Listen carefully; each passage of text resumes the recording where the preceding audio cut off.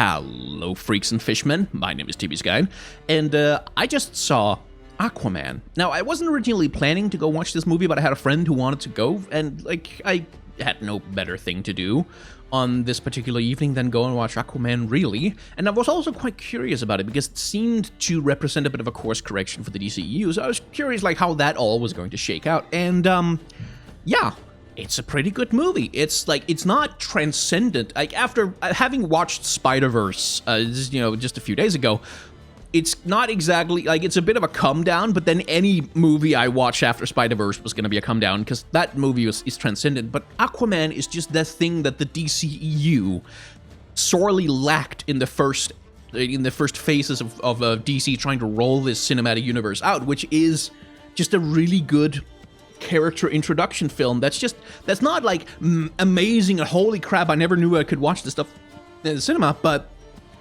which is oh, this is a good, fun movie that's enjoyable to watch, and where the characters have good chemistry, and the story is emotionally understandable, and you become invested in whether or not they succeed at the goals that they've set for themselves and how their relationships shake out and stuff like that. And for my money, it's a perfectly good B+ movie. So if you are looking for a recommendation, go watch Into the Spider-Verse, because that movie needs to make all of the goddamn money. But once you have watched Into the Spider-Verse, and if you need to go, watch another superhero movie, if you have some spare time on your hand or something, or someone's asking you to the cinema, Aquaman is a perfectly good way to spend an evening. It's got some, there's some decent character performances, it's a good time.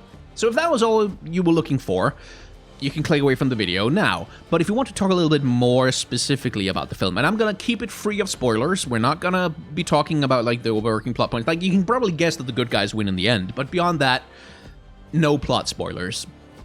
So, Aquaman has nothing to do with Justice League. It really, genuinely, I think there's one mention at one point in the film of the name Steppenwolf. That's it.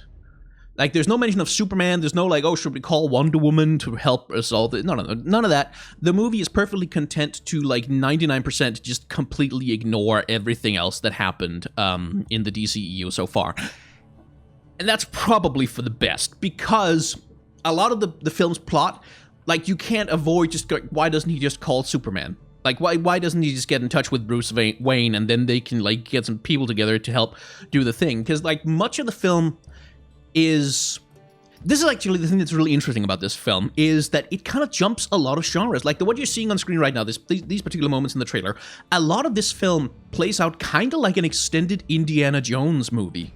In a lot of ways, a lot of what's going on is sort of globe-trotting, sort of traveling around the world through exotic locales, having fights, and, exploring stuff and figuring stuff out.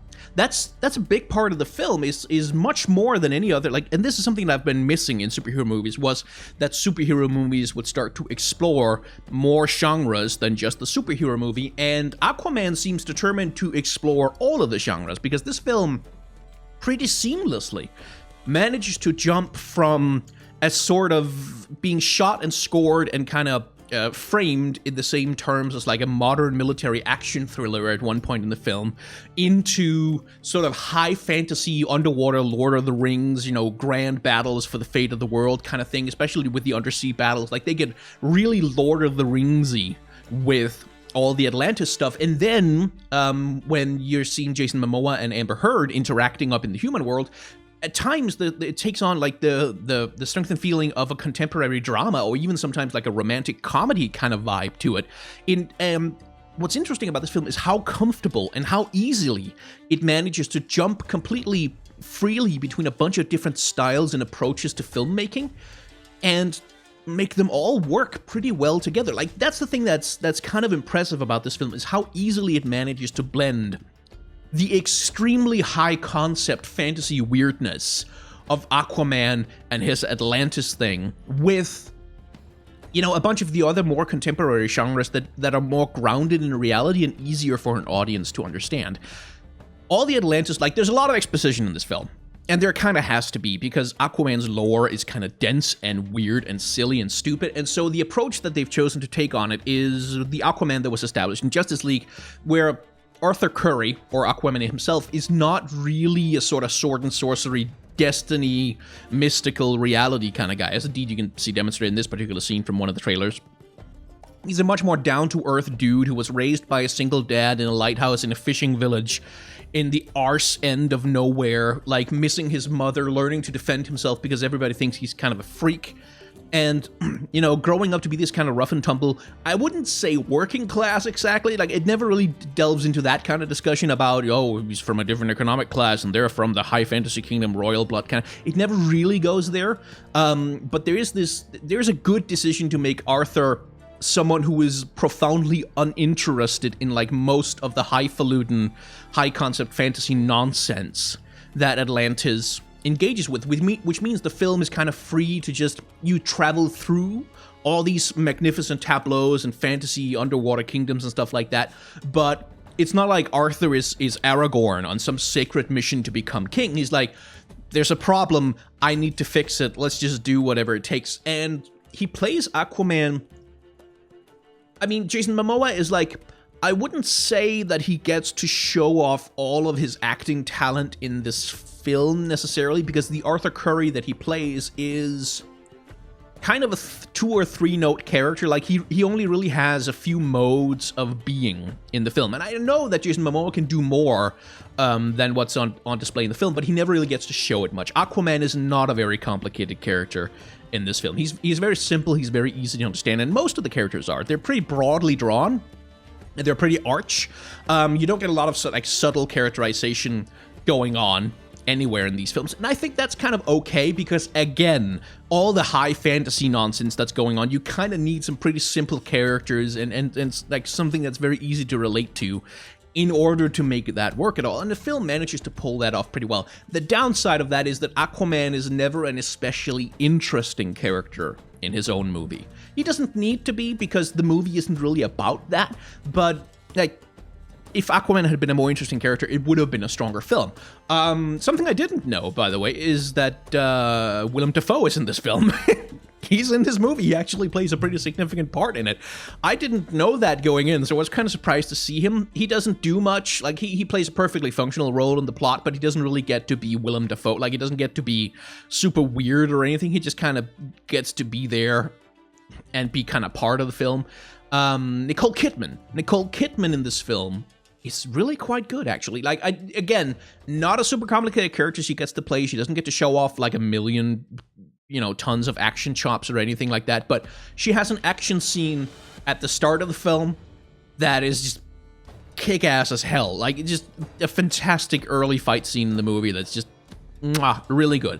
And, you know, and the things that she gets, her relationship being Aquaman's mother, her relationship with Aquaman's dad, the lighthouse keeper, actually turns out to be one of the best connecting elements of the film as a whole. Like, that relationship, those two characters, their relationship to each other really becomes kind of a moral center, a kind of a focus point of the film in a rather wonderful way. Like, something I really didn't anticipate was that I would be moved to tears by a romantic relationship in this film. I did not at all see that coming, because it really is genuinely heartfelt. Like, it feels like it's not just something they put in there for a joke, and it's not something that it was something that could have easily been cut in the editing process. Like, they could have easily gotten rid of it if they wanted to, but it's something they decided to keep in there because they wanted to have that emotional grounding, to make sure that you care about more than just Aquaman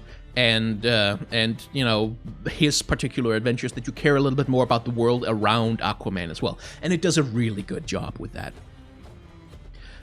Something I can't forgive them for is that they had Pitbull do a remix of Toto's Africa for the film. I don't know why they did that, except to torture me specifically. But that's a thing that's in the movie. Fair warning, if you go to see it, there's gonna be a moment where Pitbull is rapping over a terrible pop rendition of Toto's Africa. You're gonna have to sit through that. Fortunately, it's brief, and fortunately, the scenes that follow are good. But good lord. Amber Heard and Jason Momoa have great on-screen chemistry, by the way. They really genuinely do have great on-screen chemistry. Like their particular character arcs in relation to each other are pretty predictable. Like it's not, you can see where the movie is going with it pretty much right away, and it turns out exactly what you would expect, but they get some good character moments out of it in between each other. You get to see her character slowly growing to respect Aquaman, Arthur Curry, and you get to see Arthur Curry sort of slowly coming into the realization that, okay, maybe I'm gonna have to learn something over the course of this film as well, which is one of the good things that this film does, is like Arthur Curry's character arc in this movie is not super strong. He doesn't really change all that much from the start of the movie to the end of the movie, but there's a point being made out of that him being who he is, rather than having to change in order to become more Atlantean, or in order to become more in touch with the mystical forces of the world, or like learn some greater sense of responsibility. That's not really the main journey that he's on as a character. The main journey he's on as a character is one of learning to take responsibility primarily for himself, which I thought was a really good way to go with it. And there are, like, the battle scenes in this thing, like, as you can see in the trailer footage here where he's fighting Black Manta on the roofs, a lot of the sort of Atlantis technology and a lot of sort of the more exotic costume pieces, there are times when the lighting choices in the film make it look kind of like plastic, which is, of course, what it is in real life. And it's a little, like, there are times when the film looks cheap, which is a little bit unfortunate, which I would suspect comes down to Warner Brothers not actually putting that much money behind it, or not really, giving that much of a shit. And I also suspect there's been a course correction at some point during the production of this movie where they made it a lot brighter than it was originally supposed to be. I suspect, much like with Justice League itself, at some point this film was supposed to be a lot darker and a lot grittier, in the visual design of the film, and then they made a decision to turn it into a somewhat more brighter and more colorful situation, much more like in the style of modern Marvel movies. And the effect of that on the production design has been that some of the equipment and the props and the stuff that they're all running around with, sometimes it looks like cosplay gear. Like, sometimes it really does. But the thing I noticed about it is that every time I noticed that some part of this looked like cosplay gear, I didn't care. Like, I really didn't care, because, like, yeah, sure, but I could also tell that CGI was crappy CGI, 10 years ago, and I was still enjoying Sam Raimi's Spider-Man back in 2001, even though there are times when you can absolutely tell that Spider-Man is being rendered in pretty 2001 CGI. So, it's like, there are times when you can really tell that something has been green screened, where the compositing is not really on point. But it's also, the movie is a case study in why that doesn't really matter. Like, if you have a good film, if you have decent characters, if you have good character chemistry, if the story is compelling enough, then it doesn't really matter that it doesn't look super state-of-the-art, ultra-realistic, super believable. Because that's the thing, Batman v Superman, lots of great top shelf CGI in that film still turned out to be pretty terrible. This one, the CGI is oftentimes looks a little cheap, looks a little dated, looks a little bit like they didn't have kind of the budget that they wanted for the thing that they were doing. But I didn't care, because I was having fun with the film, and that's kind of the thing that matters. I will say, the Atlantis segments, like the color design in the Atlantis segments and in the underwater segments of this film, they nailed those. Like, the underwater stuff, the stuff they do with colors, the stuff they do with the composition, the stuff they do with making Atlantis really look like an undersea kingdom, and all of the sea creatures. Like, I think they kind of placed their budget where it mattered, and all of the undersea stuff with the sharks and with the undersea creatures and stuff, all of that works gangbusters. That works perfectly well. Then there are the times when apparently the not spending so much of the budget on making it all seem quite as real as perhaps it could have been. That's not really the film's fault. Like, this really feels like a thing of budget. Like, it feels like the filmmaker, and especially the director, had much bigger ambitions than his budget was entirely prepared to allow for. And again, I never really cared that much about it. So, criticisms. Like I said, the film is very broad. Like, there really aren't a lot of, carefully constructed, nuanced sort of intricate character performances in the film. The villain is a villain, and it's pretty clear why he's a villain, and he sort of gets a halfway sympathetic moment at one point, and you kind of understand why he is the way he is, but he's not a really compelling villain. And Jason Momoa as Aquaman, he's fun. He's got this laid back bro attitude that's kind of lovely, and when he decides to get a little bit emotional and heartfelt, it does land well enough. But for the most part, this is very, very broad. This is very, very arch, and I understand that the film has been doing really good numbers in China, which is part of the reason, by the way, why both Marvel movies and now the DCEU have decided to go for more cartoony, broad characters, is because that translates better across all kinds of cultures, where if you get very specific and sort of intricate, that kind of stuff doesn't necessarily translate quite as well, especially not in a blockbuster. The action scenes are good. There's a lot when Aquaman is fighting with his trident. There's some really good action choreography there. I'm not always a fan of how the action scenes are shot. Sometimes James Wan, it feels like he gets a little bit too in love with swinging the camera around and, I don't know, cutting to a different camera angle and swinging around and stuff like that. And the action sometimes feels a little bit disjointed from that. But when you do get to just see the characters kick ass, like Nicole Kidman is doing right there, then it really does work. It really does land. It really is kind of a riot to watch these characters kick each other in the face and stuff like that. That's good. The underwater stuff, the underwater battle, the climactic battle at the end of the film, it gets kind of busy and kind of messy in a lot of ways, but it's kind of also supposed to be that way. But there are some set pieces in this film that really are worth the price of admission on there. Like there's a couple of shots I can think of in this film where I kind of went, oh damn, like, that looks really, really nice. That looks really, really good. I really like that. Holy crap, I'm glad I got to watch that on the big screen. And then there are some times where it's just like the film is kind of functional in its cinematography. Like there's some panning shots, some establishing shots at various times, because the film is kind of globetrotting. You go to a lot of different locations, and sometimes there are like some establishing shots and some panning shots and like some drone footage of stuff flying over stuff and like airplane footage looking down. That's just kind of looks like it was taken out of some, second-rate Netflix nature documentary or something like that, where it's like, yeah, occasionally the film is really, really creative with its camera. Like, there's some fantastic moments when the camera rotates with the action, especially underwater, because, like, underwater, there really isn't an up and down in the same way that there is on land, where we're pretty much bound by gravity. In water, everybody can essentially fly. And James Wan and his camera people do a fantastic job of kind of twisting and turning and swinging the camera around in a very kinetic and interesting way to kind of make that work. And then there are times when they don't do that, and then you really notice it. So yeah, I think in a sort of as brief as I can... Oh, Black Manta. We should talk about Black Manta. He's the secondary villain in this film.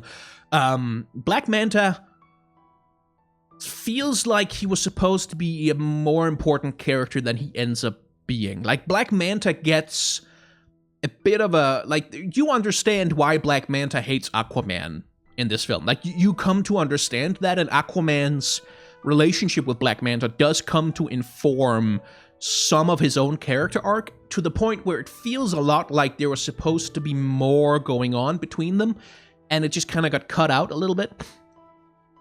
And that felt like kind of a pity, because Black Manta works a lot better as a villain than I thought he would. I'm a little disappointed they never get to fight underwater. Like, Aquaman and Black Manta never get to have an underwater fight, and I was kind of disappointed by that, but they do have some encounters and some fight scenes that, with the Black Manta suit, kind of really does work. Like, he's essentially an evil Iron Man, like in the way that his suit works and the way that he's designed, and that works really well as a contrast, that he's this high-tech villain, in the contrast to Aquaman, who tends to fight with like a trident and using like old close combat techniques and stuff like that. That works really well. He gets a character arc that is moderately interesting, and then it's never really resolved properly by the end of the film. And that feels a lot like it was because they didn't want to really resolve his plot with Aquaman just yet. They wanted to save that for later films. And I can understand that, but it does mean you get this kind of confused situation where you have two villains that don't really relate properly outside of we both want to kill Aquaman. Like, they don't both go quite into a thematic cohesion with, like, Aquaman's character arc and how they relate to the thematics of the movie and stuff like that. Whereas, like, I kind of wish they would have emphasized Black Manta more, or else not used him in this film yet. Although the plot does demand that he be used in some way, which is like, there's a little bit of confusion there. I did like the characterization of Black Manta. Like, I do like the way that he functions as a character in the film. I do like the way that he behaves as a character in the film. That worked quite well. I'm interested to see where they go with him from here, because it is set up the way the film is framed that Black Manta is going to be a much more important villain down the line, on the assumption that Aquaman is going to get a sequel, which, given the China box office so far, seems pretty likely. Anyway, Aquaman TLDR, it's a solid B+ movie. It's a great way to spend some time if you particularly feel like you want to go watch a movie. Once it comes out on the streaming services and stuff like that, I definitely recommend giving it a look. If you're not going to go watch it in the cinema. But if you do want to go to the cinema, there's enough spectacular action, there's enough like big screen gorgeousness going on there that it's definitely worth seeing in cinemas. But it has the unfortunate luck of coming out right around the same time as Into the Spider-Verse, and that's just the luck of the draw. That's just bad luck, honestly, where I have to recommend Spider-Verse over Aquaman, but Aquaman is a good close second. So, thank you very much for watching this little rambly discussion video about Aquaman. If you've liked this, of course, like button down below, subscribe button, bell icon, YouTube, yada, yada, yada. You know what to do. I also do have a Patreon if you want to support the channel and help me do stuff like this. December has been kind of a chaotic month for me and for the channel, and indeed November as well. So I'm just kind of running to catch up with what I need to be doing as a person. So if you want to help me out, give me a little bit more feeling of just kind of safety in my life with $1 a month, then you can head on over to Patreon and do that. If you don't want to do the recurring thing of donating every month, then I do have a Coffee, which is a place where you can donate in increments, like little increments of like $3 at a time. If you want to do that, I would also be very grateful for that. But if you can't, or if you don't want to, of course, that's completely okay. I'm just happy that you're still watching the video at this point. What else? Right, okay, if you haven't liked this video, I should mention that there's an option, a recourse for you in order to demonstrate to me that this video has not been living up to your expectations. Well, there is a dislike button down below that you can click on. Although I should warn you that the dislike button was forged in the ancient times, and it responds only to the touch of the true king. So if you touch the dislike button here, and you are judged unworthy, well, your soul shall be torn from your corpse, and you shall be sacrificed to the deepest darkness of the trench.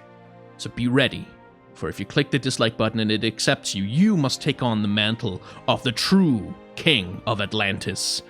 And that comes with like a whole bunch of paperwork. Like, holy crap, have you seen the forms they make you sign for that shit?